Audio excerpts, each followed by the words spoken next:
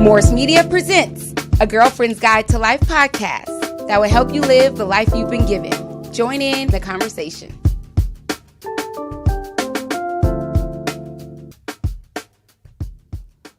Hi, everyone. Welcome to a Girlfriend's Guide to Life podcast. I'm your host, Miesha Shanell.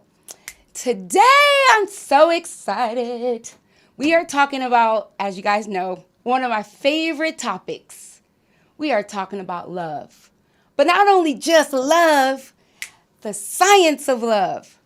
So I have in studio with me a relationship scientist, Ryeal Simms. This brother is so amazing. I'm so excited to have him as my guest today. I have to read his accolades, guys, so bear with me because it is a lot. It is amazing. Wait till you hear it. He's a cognitive neuropsychologist, behavioralist, motivational speaker, and the leading authority of the neuroscience of relationships worldwide, okay? He's a licensed and certified relation coach, relationships and marriage facilitator, body language expert. That is so exciting to hear. With the Relationship Coaching Institute and the Prepared Enriched program. Ryeal's passion is analyzing the neuroscience of love by dissecting why we do what we do from an eco-bio-social, psychosocial, spiritual point of view. Ladies and gents, help me welcome Mr. Ryeal Simms to a Girlfriend's Guide to Life podcast. Whoop, whoop. Welcome. So welcome. How are you? Good. Thank you for joining me. I am wonderful. I'm excited because as I mentioned, you are good. As I mentioned, I love love. Yes. And who else better to have a brother who's been married for who knows how long talk about love in the 21st century in a modern world. Yeah, absolutely. What I want to know how did you get into being interested in science? Where did it start? Yeah, well, it actually, it started way back when I was a vocalist, and our manager used to have us to write songs. Okay. And we had to write dance songs, right? But I kept submitting love songs. It was like, oh man, what is this? You keep submitting all this mushy stuff, So I was just so interested in relationships, right? And then when I just became just a coach, I found myself on a panel with people, but we were pretty much saying the same thing. And I wanted to take it somewhere else. I wanted to take it to why all these things happening, So I was really interested in wanting to know more about the body, more about the brain, more about what's really going on, because we're saying these things, we're teaching people about relationships, but we're not really helping them to understand 100% by giving them the science of it. So I think you would understand a lot better when you get the science of what's happening in the brain at this particular time, what's happening in the body at this particular time, just to understand more about neuroscience, neurochemistry, neurobiology. And when I finally said, okay, I got to go back to school, I got to, get all of this information, and I got to get this, and I got to get my credibility. And when I realized speaking about the science and the effect that it actually had on people, because people were like, wow, I didn't realize that. I didn't know that, And people started hiring me just to talk about the science. So not to take away from other people that talk about relationships. Right. I just like to bring it full circle, right? So usually, even when I'm on a panel, I usually ask, can you make sure that I'm last, whatever question you ask. Okay. So whatever they're saying, I can bring it in full circle, not to put what they're saying down, but to just add on to the science of it, right? So then people could get a better understanding of what everybody said. Right. Yeah. So it's just, I wanted to know more about why we do what we do from an eco-bio, psychosocial, and spiritual point of view. That is I want to talk about that too, the eco, bio, psychosocial, spiritual point of view. Talk about that. Yeah. Well, it's just different parts of what we do in life, right? From finances, from social compatibility, from learning all of these different things, from spirituality. What does relationship come in that, right? Like a lot of people say, well, you're a scientist, I want to know a little bit more about, can you talk about, how God feels about relationships? So what I try to tell people is that science is merely the discovery of what God created. Yeah. Right? Yes. So I am talking about God when I'm talking about the science of relationships. When I'm talking about the science of love, I am talking about God because it's God. It's what God created. So I'm not talking about something different, right? Yes. Although you have some scientists out here that don't believe in God. Yes. Right. Yeah. I think there is in our community, in the Black community, when you say you love science or you tap in your metaphysics, we get a little bit weirded out, not knowing that it's not worshiping anything. You're not worshiping the stars. It's still God. That's right. Absolutely. What I want to know is, like, explain what neuroscience is in relations to relationship. Yeah. So, neuroscience deals with our nervous system, right? But when it comes to our brain, when it comes to the brain regions, there's certain things that we are just not aware of when we're actually doing certain things. So the neuroscience has given us the education now to understand when we do something like kissing. I don't know if you were going to bring that up, but can I just use that as an example? Use it.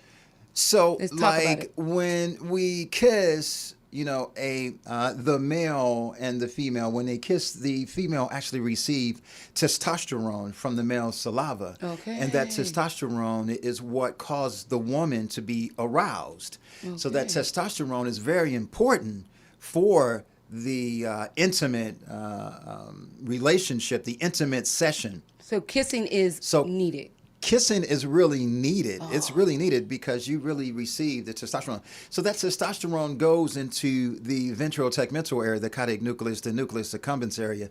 That area is the pleasure center part of the brain. That's what makes us feel good. That's what makes the woman become really aroused. Okay. So she's not asking for a kiss just because she saw this. She's reading the novels or seeing the television and the movies and like, oh, kiss me like the TV, But no. Kiss me because I need it. Yeah. But woman doesn't really realize that that's why she's really asking for the kiss, because the kiss is part of the foreplay that her body needs in order for her to become aroused, in order for her to become lubricated too as well. Okay. Because that's one of the major keys to the kiss, is to help the woman to become lubricated in the vaginal canal. Okay. So it could make sure that the vaginal canal is not only lubricated, but go through a process that we call vasogression. The nickname is tenting. And that's when the vaginal canal swells with the blood and tries to close up. So whatever goes in, it grips, right? And the cervix pushes the uterus back. So whatever goes in, that's 7 to 10 inches, it won't damage the vaginal canal. Right. So most of the time when women say, oh, I feel him in my stomach, you don't feel him in your stomach. You actually feel your uterus hitting your stomach because he didn't allow the foreplay in order for the cervix to push the uterus back. To lubricate it. And to keep it lubricated so it doesn't destroy the vaginal walls, right? And especially the older you get. So all of that is dealing with neuroscience and neurobiology and neurochemistry, right? So understanding that, then you not only woman understanding it, but man understanding that, then my message of understanding that is to be more patient when you are with your significant other and allowing her to get to that point of arousal, to get to that point. That's one of the major purposes of saying foreplay, right? Mm-hmm. So give her the respect and give her body that respect to get to that point. Yeah. So kissing is needed. Is needed. So would you say touch too? Because I know. Wow. Okay. Let's talk about touch. Yeah. Well, see, when you are kissing, then you're doing what? touching. You're also touching. So Yes. imagine this cocktail. Okay. Right? Imagine this cocktail happening. So not only are you kissing, but you're doing something else. You're also smelling, right? Yeah. Now the smell is we're back and forth. You have scientists that are like, no, only the smell is for the other animals. But there's major research that also show and suggest that Okay. smell also have an effect too as well. Right? Yes. So we're talking about our pheromones. Yes. But you have some people that argue that. But Really? Oh, yeah, wow. but it's a lot of Real. it's a lot of science that shows different. So not only are you kissing, but you're smelling. And what are you smelling though, right? And us human beings, we actually smell for a purpose. Okay. So whenever you interact with another species, your body automatically smells. Every living, breathing creature on this earth actually have the same goes through the Yes. same procedure, Yeah. right? And so we're smelling. We're smelling not only to smell your pheromones, but we're smelling to also make sure that person that's in front of you is okay. That person doesn't have a virus, a pathogen, something wrong when it comes to bacteria. That's why when we smell breath and stuff, we take a step back because the body is actually telling us, "Whoa," right? You said the same word. So Pinchy. So touch, right? So something that we call the hypothalamic pituitary adrenal axis and the primary somatosensory cortex is that when we touch, we send signals right through our skin, and the signal goes through our skin, up through our vagus, up through our spine, vagus, into our brain to let us know the difference between how we're being touched. And how we're being touched is a normal touch, right? And a gross touch. So we all know a gross touch. The gross touch is a romantic touch. We know the difference between the boss saying, "Hey, great job," versus touching you in a weird way, because your body Good will job. automatically tell Touch you. Yeah, right? you're right. You're tense Right. up. Right. So that, as well as that touch, and it's explaining to us, hey, this is a gross touch. This was a romantic touch, right? So imagine that cocktail, kissing, smelling, and touching, and don't be on your ovulate. Oh, you're right. ovulating, because when you're ovulating, you're also releasing a chemical called copulins. Yeah. And so every living female creature on this earth does the exact same thing. When you see the female canine running and you see the males running after her, we say she's in what? Heat. So it's the exact same thing. Okay. So when you're ovulating, you're also releasing a pheromone called copulins. So we smell that copulins, and we release something that's called androstenone. And so this is how two people end up having sex on the first night too, as well. Oh, really? Yeah. Okay, put a point in that. Yeah. Because I want to dig deep and go into like infancy and the touch. Yeah.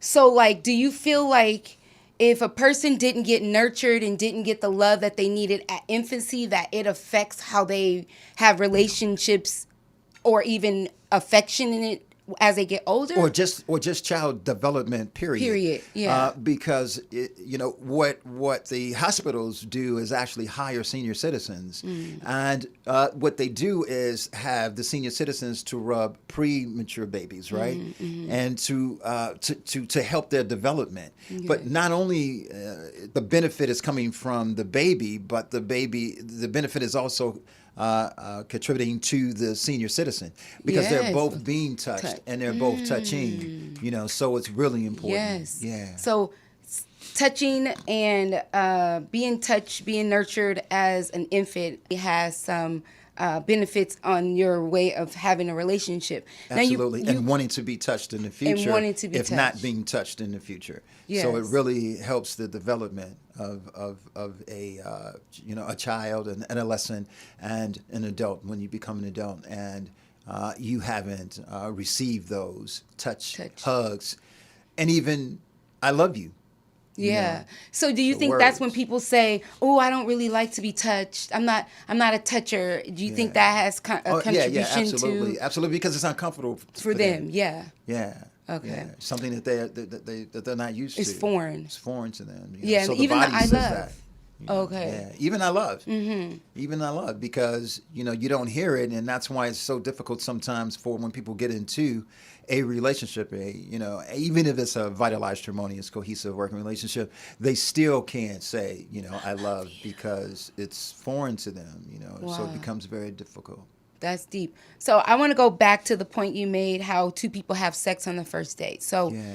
that is a normal thing right now in the modern day way of dating. People hook up. And I'm struggling in that area because that's not something that I understand, right? But I had a millennial on here, and that's what was talked about. It's like, that's the way it happened. So you're saying that you could go through the kissing and the smelling and the touching, and then it just Yeah, goes. it can actually happen because we're actually Talk about smelling, and when we're smelling, especially if you're ovulating, that's like the time I tell women, don't go out, Right. because Sit in the men are house, men are girl. all over you, They at this smell time, it. and you're wondering, wow, these men are, after me or running after me because they're actually smelling, but also. When the woman is also releasing the copulants, and we're also releasing a pheromone that's called, androstenone. So, and then, when we're talking about that, when we're smelling that, that puts us in this altered state of consciousness, this euphoria, this high. And what it does is it triggers, other parts of the brain that releases the mesolimbic dopaminergic area, which is dopamine, right? So we Dopamine, all know okay. that, right? Yeah. And so that dopamine is that anticipation drug, right? So that's like, Ooh, I need some. Man, this guy, He is hot. He's hot, So Yes. we're dealing with that anticipation, It's just like when a person jumps off a mountain, when they jump off the mountain with the parachutes and everything, Yes. you get the anticipation before you jump, right? Yes. They're sitting there like, oh. So once they jump and then they land, then they get a rush of serotonin. So once they get that serotonin, which makes them feel good, right? Makes them go back up and want to do it again. Yeah. So then we're talking about other neurotransmitters that are being released, right? Phenylethylamine. We said that pheromone. Yeah. Well, the pheromones, Pheromones. the pheromones is what we can smell. It's the particles and stuff, right? Mm-hmm. But the neurotransmitters are things that's inside, right? And Yes. the neurotransmitters are the chemicals that we actually experience. So Okay. those neurochemicals like phenylethylamine, serotonin, Okay, yes. vasopressin, Yeah. norepinephrine, the word now that everybody's using now. Oxytocin. Okay, right? yeah, right, yeah. So We're gonna talk about that. So what when that is all released and it's happening, man, it's pretty challenging to say no when all of those that cocktail starts happening in your body. It's pretty challenging. Unless you just really, really have practice with yourself, where you can just say, okay, stop. No. And we see it every once in a while. So don't beat yourself up if you fall short. But that is, Absolutely. or don't put yourself in. To me, it's like Absolutely. don't put yourself in that situation. Absolutely. If We you used to, we were just talking about. It was another radio show that I used to be on, but that's what we used to say. It was, she used to say, yeah, doctor, tell them it's okay, but sometimes, hey, sometimes we put ourselves in that situation. And it's pretty challenging to say no. So sometimes it will happen. And don't beat yourself up if it happens. We all have had those moments. I know I have. I ain't gonna even front. Yeah. But let's break down pheromones and Oxytocin. Oxytocin and their role in human connection. Because we need them. Without these two chemicals, it's like One of the no major, the oxytocin and serotonin, just to make us feel good too as well. And those are the really main bonding chemical, because when a mother has a child, this is what bonds her to the child, right? And so also through breastfeeding too. But oxytocin is really dangerous though, because I mean it's good. I mean, I'm like, what? Can you get addicted to it? It's good. Well, all of these drugs, these Are are what? What am I calling them? Drugs. Drugs. Right? They are drugs. They are addictive. yes. Absolutely. Well, pheromones is a natural drug though, because it's just exude from within, right? Absolutely. So, like, talk about pheromones. Like, sometimes your pheromones don't smell good. Like, I've smelled some pheromones in hot yoga class, and it don't smell good. Yeah. So check this out. So sometimes it's just like we talked about the kiss too as well. Pheromones as well, either make or break. Right. Talk about it. That's Let's talk what about that. So Let's that's talk what it is, Okay. because when we actually smell the pheromones is actually telling you to be aware, Wait, right? okay. Because this person may have something or whatever, right? That you're sensing, because that's what the body is doing. The body is doing this naturally, anatomically on its own, right? Yes. And so, Naturally, yep. so not only those pheromones that we're smelling, that's telling us to be aware, right? Yes. So that kiss too as well. So that kiss is saying, no, because when we're kissing, we're actually smelling the person's immune. I mean, we're taking in the person's immune system. We're taking in the Yeah. person's DNA. So when we're smelling too, we're smelling the DNA. We're smelling the immune system, and also. What great thing that is to smell is to, when we say we have chemistry, right? Yes. So chemistry, it's based on the opposite. So I know when we hear, oh well, people say the opposite match, Opposite attracts. opposite attracts. But see, people are thinking we mean opposite attracts, social compatibility. Okay. What are you But talking about? opposite attracts is chemistry. Opposite attract is the biology of two people. That's what when that term opposite attract. So when people have arguments and debates about that, you're not talking about social compatibility. Okay. Yes, you want to meet somebody. I'm a lawyer, you're a lawyer. I'm a doctor, you're a doctor. Yeah. I'm a basketball player. Oh, I played basketball in high school. Right. That's social compatibility, compatibility, right? yep. But when it comes to the body, when it comes to chemistry, right? When it That's comes to important. chemistry, that's what's important.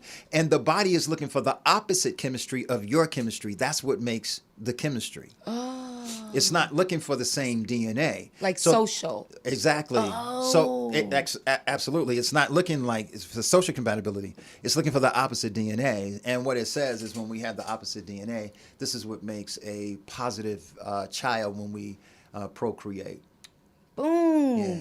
You just broke it all the way down. So it's needed in the role of human connection. Like Yeah, without it. we need to let nature do its thing. And so, since we're coming out of quarantine and we've officially LA opened up yesterday, Oh, okay. what are some natural ways for people to now boost up their oxytocin Yeah. levels? Their pheromones, we know that, but Yeah. talk about that, the oxytocin. Yeah, well, I think it's really important right now.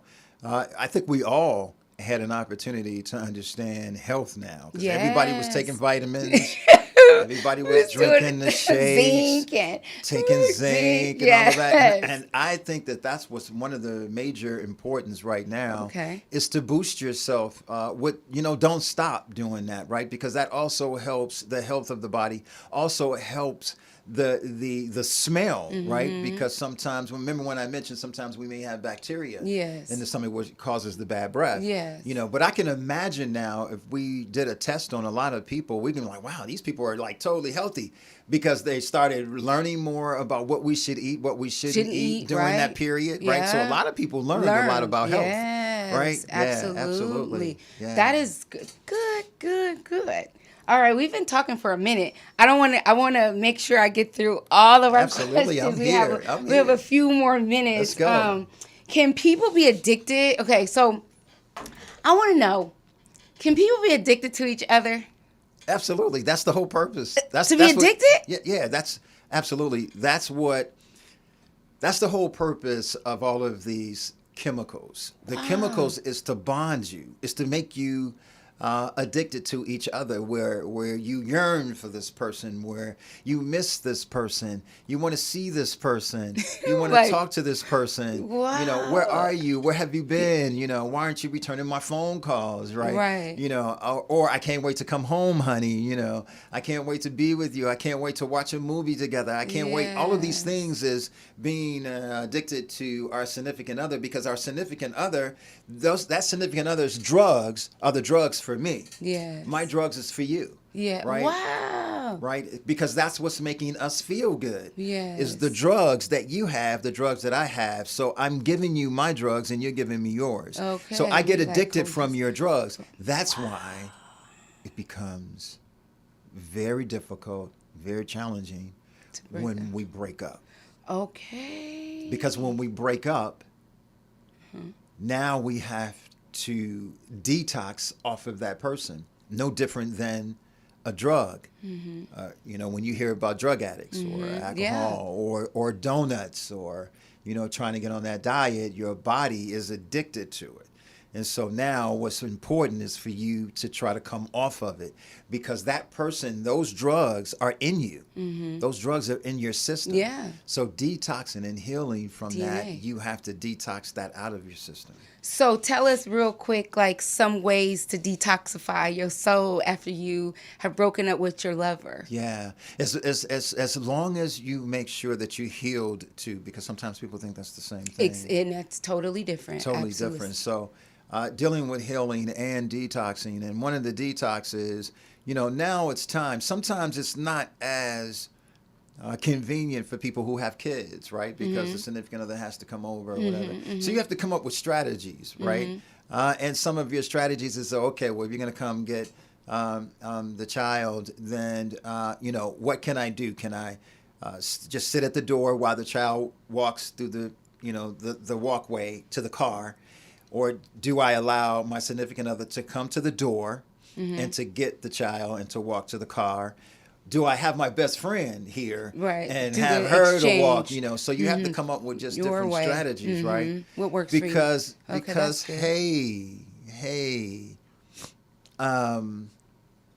we could slip up.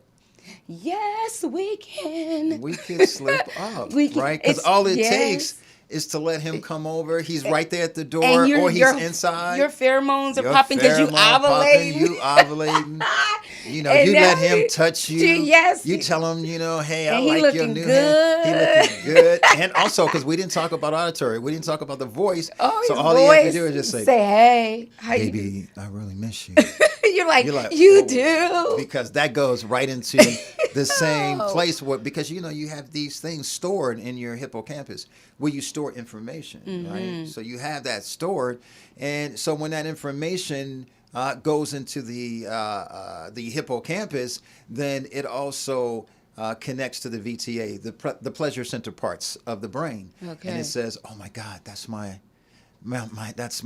significant other," but you don't really say that's my significant other. You say that's my man. That's my man. That's my baby. That's my boo. Yeah. And you know what he does to your body. To your body. Yes, it's real. So you can slip up. So you have to be careful. Remember, we talked about touch. Yeah. So think about when he touched you. As soon as he touches you, those signals go, and then what happens? The brain says, "Hey, that's John. Yeah. That's John touching me." You're like, oh. You got to go. Hurry up. You tell your kids exactly. Leave. So my point is, if you know that you've done with the relationship, then you got to get to a place where you can't allow yourself to go there because you won't move on. That's right. Yeah, detoxing too. Just a couple of tips because I know we don't have good. that long. Keep talking. So some of the tips for the detoxing is you got to get rid of. You got to get rid of the pictures. You got to get rid of the clothes. That jersey that you wear in the closet. That you sniff on. You got to get rid of that. You got to clean the quilt. I know you clean your blanket. I mean the sheets and all that. But you got to clean the quilt. The little thing that you fold and leave at the end of the bed. That smell like because he is or she. This is both. Yes, it's both. He or she is still on that quilt, right? So you got to clean stuff too as well and get rid of that DNA, that immune system, because you're going to smell, and when you smell, it triggers, right? Get rid of those pictures. And I don't mean throw them away for now. I just mean put them in a box and put them in the garage for a minute or two. Tape them up and don't until go you to can them. just until you finally realize when you see him, or if you hear of him, or if you see a picture, or if you see him on television, something like that, you don't have an effect. It doesn't have an effect on your body. Then hey, I'm over him. I'm over him. Or her. But here's what I will say: if there's children involved, you have to let go of your ego and allow your children to have a normal life between the two of you. So if you're feeling all giddy inside and you just gotta suck it up for the kids, do that. But do it for the kids, okay? So, Mr. Scientist, and this does happen to men. So don't think we're just saying woman. This happens to men, too. Oh, for sure. There's a lot of men, I run into a lot of men, oh, man, I really miss her. I was like, women think that this only happens to them. Oh, okay. Yeah, we do. We cry. We miss. We keep calling you. Hey, do you guys sorry. Y'all act so... Yeah, we try to, because, you act so tough. We try to play that macho that masculine thing because that's what's taught. That's what we're taught to, play that role. But why but play behind, that? But why play that when you have somebody you like, you love, Absolutely. and then she's Absolutely. gone, and you won't just pick up the phone call and be humble, like, dude, Yeah. I love you. And Like, then actually, just like you said, why play that? But behind closed doors, meaning not in front of your friends, right? You You cry. do, come by, go by there and Yeah. say, hey, I'm sorry. I'm really sorry, right? Sending some flowers and Yeah, send flowers or whatever. Yes. You realize that toughness isn't working. Right. When you know that you really want that significant other, when you know that you really care about that person, you have to you end up putting that to the side. side. You be like, hey, look, I really, that's my other half. Yes. And it's really serious. It is your other half because when you actually break up, part of you lose part of you. That's why you have to get that part back to you. Yeah. You have to work to fill that other space up with Yeah. new things. Yeah, absolutely. So how important is intimacy outside of sex? Intimacy is very important, right? I mean, that's what leads to, Sex? to sex, right? So Right. intimacy is very important. It's very, very important. So what are some examples of intimacy for those people that are living in a box and they don't know? Yeah, Like, I mean, it's just people think it's sex. If you say, "Oh my God, we were intimate," you're like, "Okay, you guys were touching, you were groping." Some people think that you had sex. Yeah, no, intimacy is just Kissing. it's what we use the term intimacy, but it's actually spending time. It's actually spending quality time, spending Okay. good time with Yeah. each other, doing things for each other, right? I have a colleague that she always talks about, going to the amusement park. Dr. Rosanna, and just going to the amusement park causes arousal, right? So just that intimate moment that you guys are having Sitting there. together and having fun and Okay. and enjoying each other, right? Right. A wonderful dinner, even if it's not a dinner at a restaurant, just, hey, buy some dinner and go someplace to a park or in a mountain or something like that, Okay. and just That's have an awesome. intimate moment. Yeah, right? moment, yep. Yeah, absolutely. What are some ways to restore the chemistry in a relationship? So let's say, Novelty. who? Novelty. Speak on it. Yeah. See, remember I mentioned earlier about the people that jump off the mountain? Yes. You see, when they jump off that mountain and they go back up and jump again, right? Because it's making them feel good, right? Yeah, they Right? skydive, you said? Or But whatever. eventually, yeah, and it's the skydive, all of those things, all of them, jumping off the plane, Yeah. Well, eventually, it becomes what? Addicting? It becomes addicting, but then as they do it more and more, Oh, it subdues. Like they're like, oh, I don't really want to do this right, anymore. right, and that's what happens in our relationships, Oh, right? that's What happens good. because knowing too when we talked about those chemicals at the beginning, because those chemicals also start to die out as well, Yeah. because those chemicals were designed for us to come together. Okay. So now once we come together, then it's for instance, and remind me to come back to that. Okay. This is tangential right fast. Okay. So falling in love Yes. takes no effort. Falling in love takes no effort. Going into true love is what takes effort. What means you have to put work into it, right?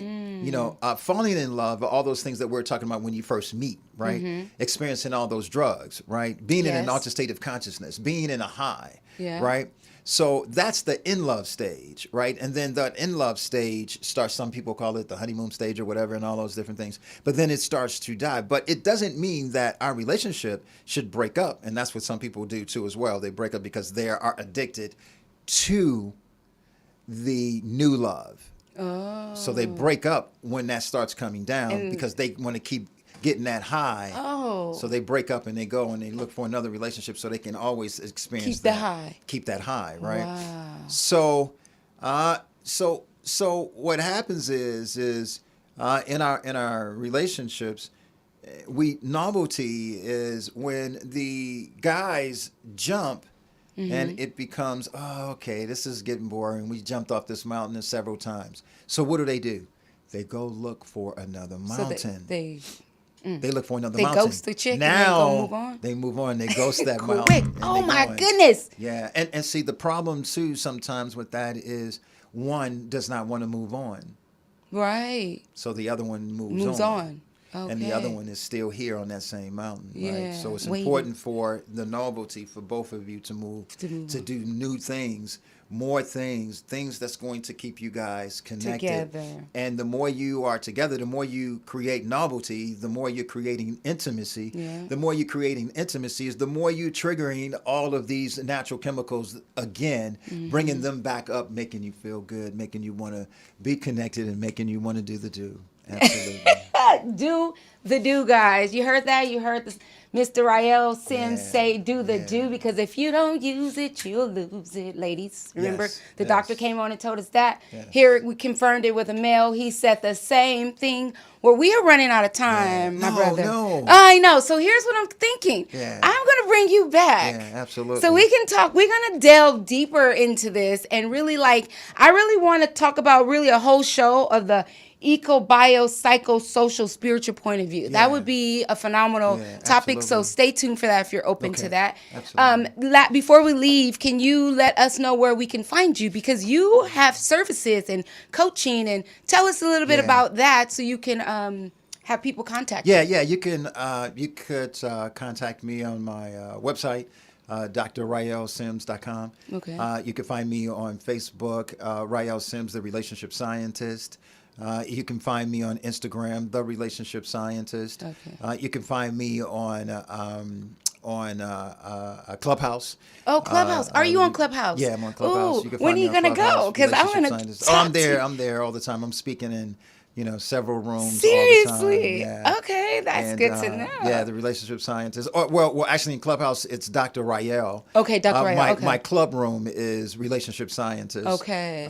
Yeah, and you could, just look. You could go in and look on the calendar.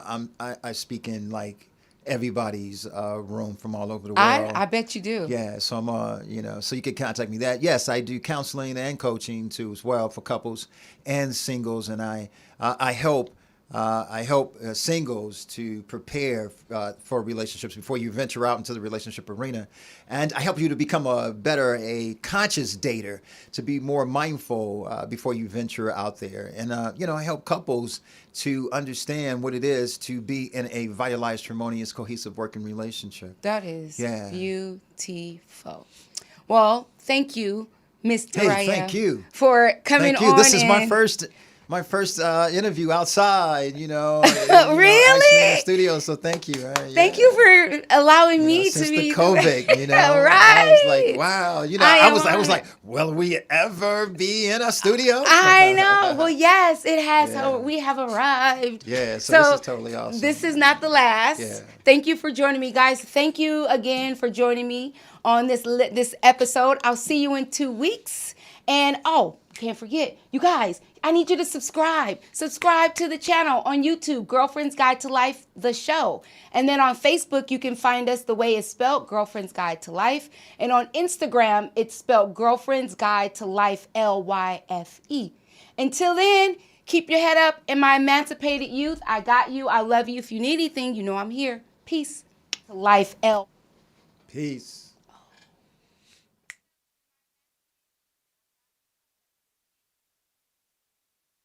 Thank you for joining us. Follow us on Facebook at Girlfriend's Guide to Life Podcast, the way it's spelled, and on Instagram, Girlfriend's Guide to Life, LYFE. Thanks for listening. Until next time, peace.